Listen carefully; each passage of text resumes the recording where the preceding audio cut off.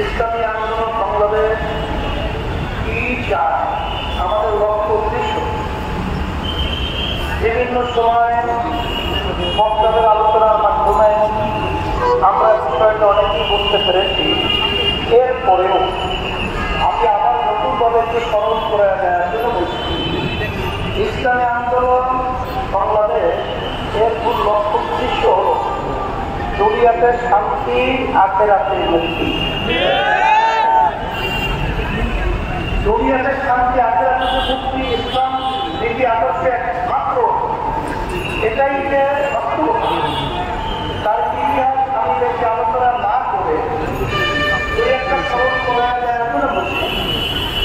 আপনারা জানেন অক্সফোর্ড বিশ্ববিদ্যালয়ে প্রতিষ্ঠিত করেছেন বিজ্ঞানী দুনিয়ামুখী উল্লেখযোগ্য একটা শিক্ষা প্রতিষ্ঠান। এই অক্সফোর্ড বিশ্ববিদ্যালয়ের মূল ফটকের সামনে এখন পরিষ্কারভাবে দেখা রয়েছে সর্বযুগের সর্বশ্রেষ্ঠ আইন প্রণেতা, তার নাম হল মুহাম্মদুর রাসূলুল্লাহ। এবং তিনি যে উত্তম মানুষ, এটা শুধু আমরা মুসলমান বলি তাই না।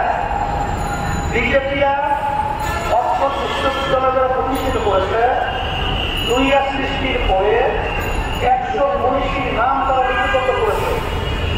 সেই বইটার নাম রেখেছে দ্য 100। সেই বইয়ের শুরুতে পরিষ্কারভাবে লেখা রয়েছে সর্বযুগের সর্বশ্রেষ্ঠ মহামানব হল, তার নাম হল মুহাম্মদুর রাসূলুল্লাহ।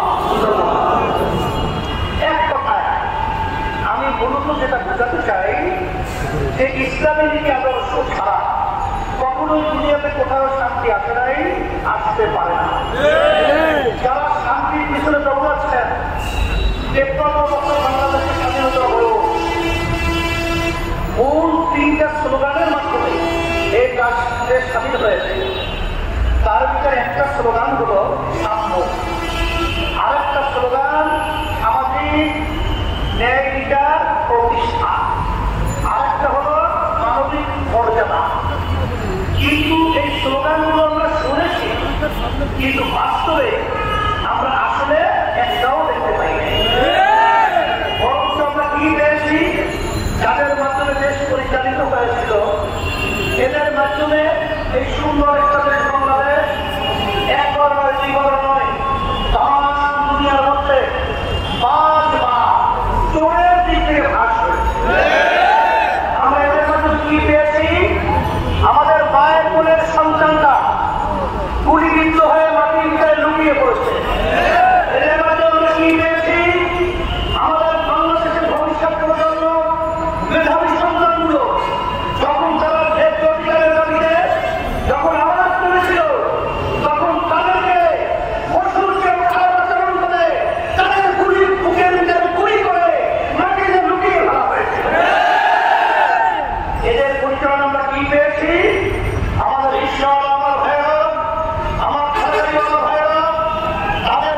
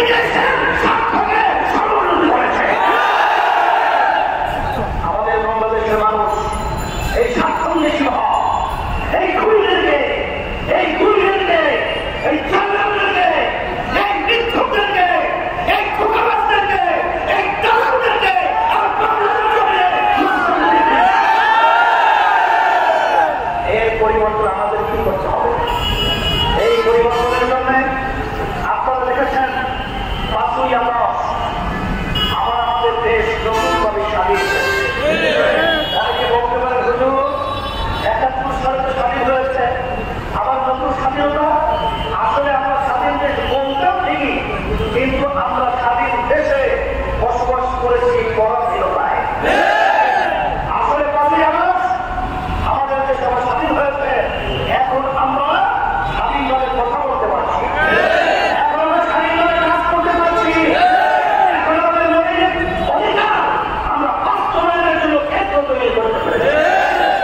এখন এই স্বাধীনতা আমাদেরকে ধরে রাখতে হবে।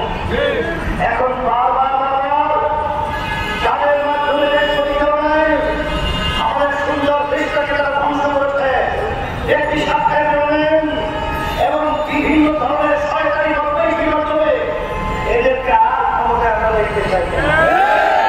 এই পরিবর্তন আমাদেরকে করতে হবে। কি করতে হবে? এই দেশের ভিতরে জনপরিচালনা মুসলমান বসবাস করে, এই দেশের ভিতরে আলেম ওলামা ভালো নাই, এই দেশের ভিতরে বাংলাদেশের রাজধানী ঢাকাকে বলা হয় মসজিদের নগরী। এই দেশের রাস্তার পরে পরে মসজিদের আদানে আপনাদের ঘুম ফিরে যায়, আর মসজিদের আদানের শব্দে আপনার মায়ের করে ধরে যায়। এই দেশের মধ্যে ইসলামী রীতি আদর্শ যখন বাস্তবায়ন হবে, তখন একটা পৃথিবীতে পর্যন্ত তার শান্তি বিজ্ঞান হবে। কিন্তু এখন কি দাবি? সমস্ত মানুষের দাবি হলো ইসলামিক দলগুলো একাত্রিত হয়ে ইসলামের পক্ষে একটা বাক্স বানানো। ঠিক না? কিন্তু এই কথাটা তো আমরাও চাই, সবাই চায়, এবং এটাই বাস্তবতা।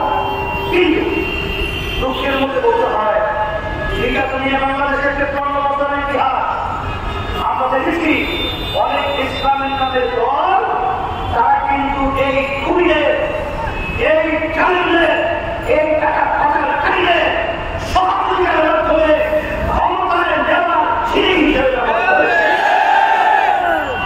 আমি বলবো যে এখন তো দাবি পাচ্ছে একটা কথা, আমরা তাই চাই। এখন আমরা দোয়া চাই এবং দোয়া করি আল্লাহ যেন আমাদের এই চিন্তা, আমাদের এই চরিত্র পরিবর্তন ঘটাইয়ে ইসলামের জন্য, দেশের জন্য, মানবতার কল্যাণের জন্য আমরা একত্রিত হয়ে আমরা যেন কাজ করতে পারি, এই তৌফিক যেন আমাদেরকে দান করে।